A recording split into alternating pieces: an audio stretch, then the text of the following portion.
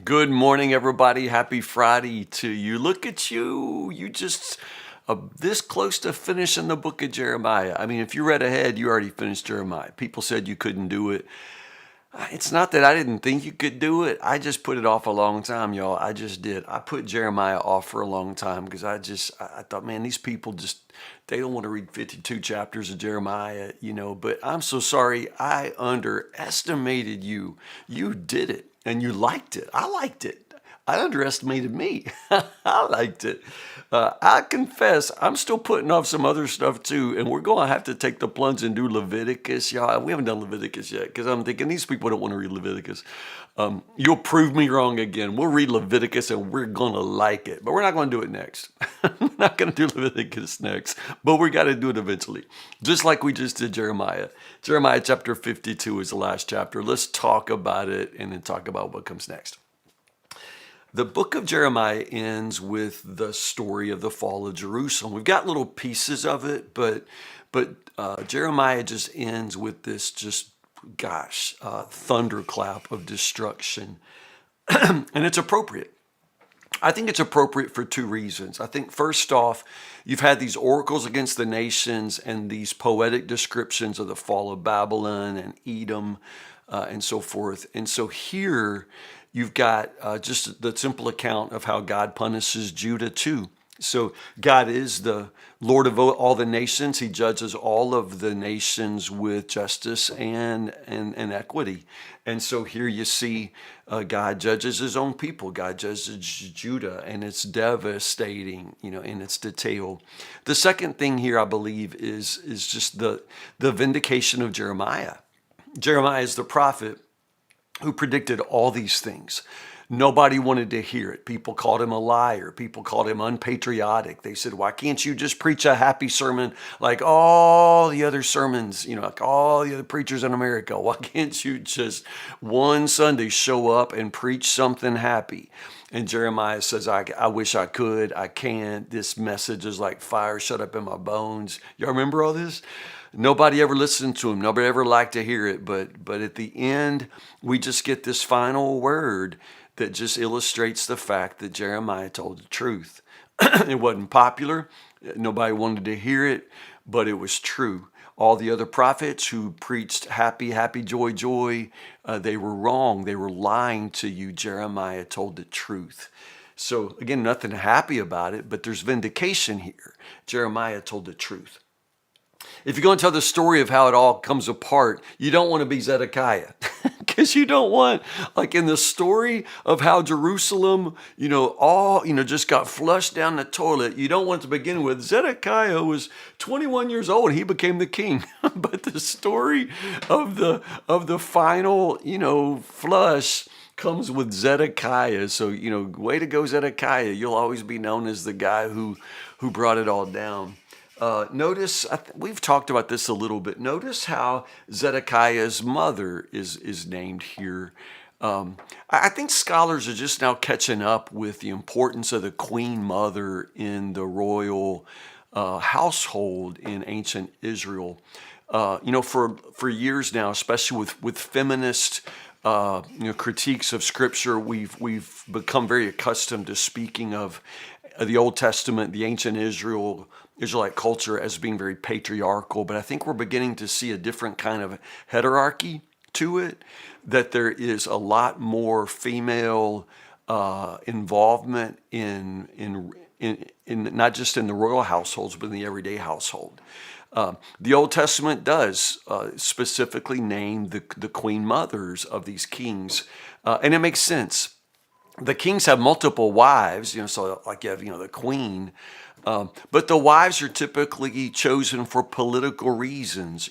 Solomon had an Egyptian wife, not because he loved her, but because it symbolizes a kind of alliance between the nations. So when you got an Egyptian grandson, you're a little bit less likely to go bomb Egypt. And if Egypt knows there's an Egyptian grandson, in Israel, they're a little bit less likely to bomb Israel. So these marriages were often for political reasons, but the queen mother's still your mama. You can trust your mama.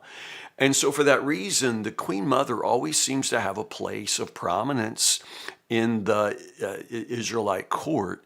Not to mention, I think we said it back when in the past, I forget the chapter in Jeremiah, where Jeremiah has this section where he seems to blame the Queen Mother for the sins of the nation. So implying that the Queen Mother had more influence and more power than probably we've ever thought about. So at any rate, I think that's a healthy direction for scholarship, and I think it's a really healthy way of probably correcting what was an overemphasis on what seemed to be patriarchal rule. There seems to be more of a egalitarian approach. I'm not saying that this place was really pushing the boundaries on. No, I'm not saying that. Still a male king, exclusively male kings, but that Queen Mother always had a lot more, I think, authority than we've ever seen. Anyway, too much time on that. So Zedekiah's mother was Hamutal, and then it just goes right on with the story. Remember that Jehoiakim, there was a rebellion under Jehoiakim. Nebuchadnezzar was going to squash that rebellion. Jehoiakim was replaced by Jehoiakim. Very similar names. Nebuchadnezzar ends up, defeating the city, taking Jehoiakim into exile, and then placing Zedekiah on the throne. Zedekiah was Jehoiakim's uncle. This is all the household of Josiah, but Josiah's household, Josiah was a good king, but everybody else was a rat fink. And so these aren't good guys. But Zedekiah was placed on the throne, kind of universally reviled as a puppet king. But eventually he rebels against Babylon. I don't know what made him think that was going to be a good idea, but he rebelled against Babylon. And so Babylon comes ultimately and squashes that rebellion. And that's the story here, the fall of Jerusalem. We can date these events very specifically. January 15th, 588 BC, the siege begins. Like January 15th, 588 BC, the siege begins. Notice that Babylon never really is quick to destroy Jerusalem. We haven't talked about that because Babylon is, they're not good guys. I'm not saying that, but their first instinct was not to drop a bomb on, Judah. If you notice that there are these very limited deportments, very limited military actions to try and maintain control, but also not to destroy the infrastructure of the nation. Babylon is very slow to destroy Jerusalem. It takes a lot to push them to it, but finally Zedekiah, Nebuchadnezzar's added up to here with Zedekiah.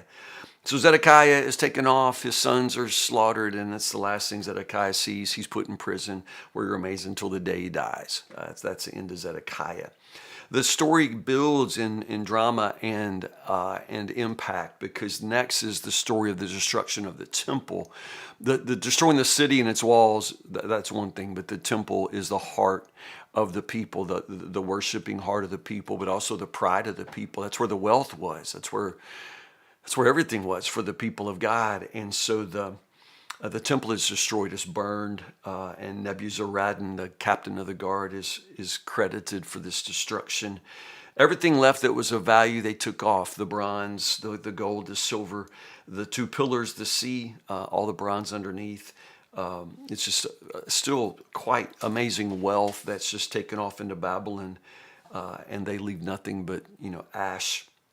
It's really sad, but then you'll notice that at the end, it's the people. So the loss of the temple is devastating, but it's the loss of the people. And it all climaxes with 4,600 captives in all. Now, that number is in dispute, like what we read in 2 Kings, but most likely this number in Jeremiah is counting only the adult men. So the higher number, like 10,000 that we read about in 2 Kings, that's probably counting everybody. This is probably just counting the adult men.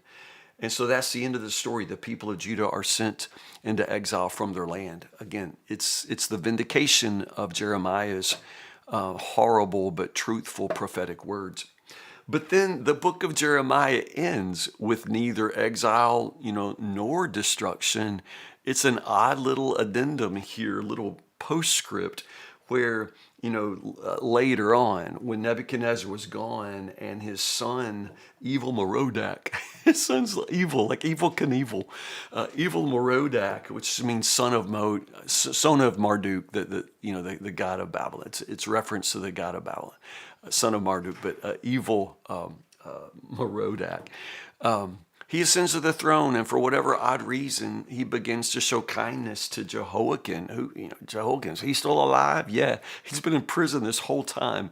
He brings him out. He takes off the orange jumpsuit, gives him nice clothes to wear, and lets him eat at the king's table for the rest of his life. What? That's just weird. Like, what is that? Evil Merodach? Like, is that a real name? And Jehoiakim gets to come out and be treated decently. What is that? Interesting thing. We actually have, our archaeologists have uncovered sort of a list of palace rations from Babylon under evil Merodach. I mean, literally, this is all historical, and they found Jehoiakim's name like on the list of people eating it. I mean, like literally. We have found, we know that this is, our archaeologists have found, Jehoiakim's name on the list of people eating in the palace rations under evil. I mean, all that's there. I just think that's amazing. But that's the way Jeremiah ends. And I love it because it's like this, it's like the beginning of a whole new story, but it's a hopeful story. The time of destruction and humiliation and imprisonment is over, and all of a sudden light shines, and this, old king of the line of David, is brought out and given a sign of honor. It ain't everything, but it is a sign of hope, and in the beginning of a whole new story of hope, which, as you know, the people of Judah in exile were desperate to hear. Don't you just love that? I love it. That's Jeremiah, y'all. You did it. Even 10 with Tim, Pastor Tim wasn't sure you could do it, but you totally did it. You read 52 chapters of Jeremiah and lived to tell the story, and you liked it. I liked it too.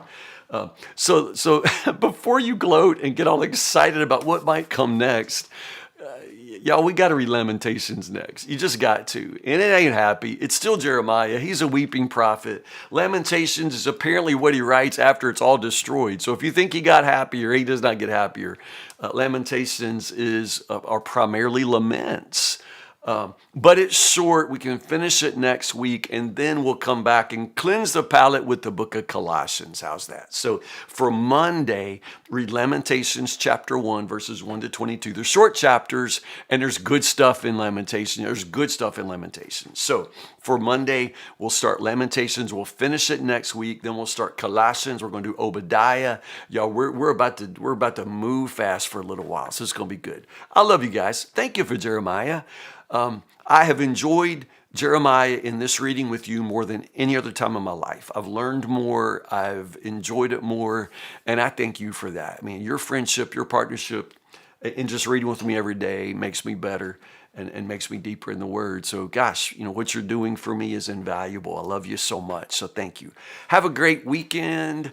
I'm preaching on marriage on Sunday here at Woodburn. It's Food Truck Sunday, so food after the services, you're going to love that. But then preaching on marriage, and it could be one of the most controversial sermons I'll preach this year, believe it or not. So anyway, if I don't see you on Sunday, I will see you right here at 10 o'clock on Monday morning. I love you guys.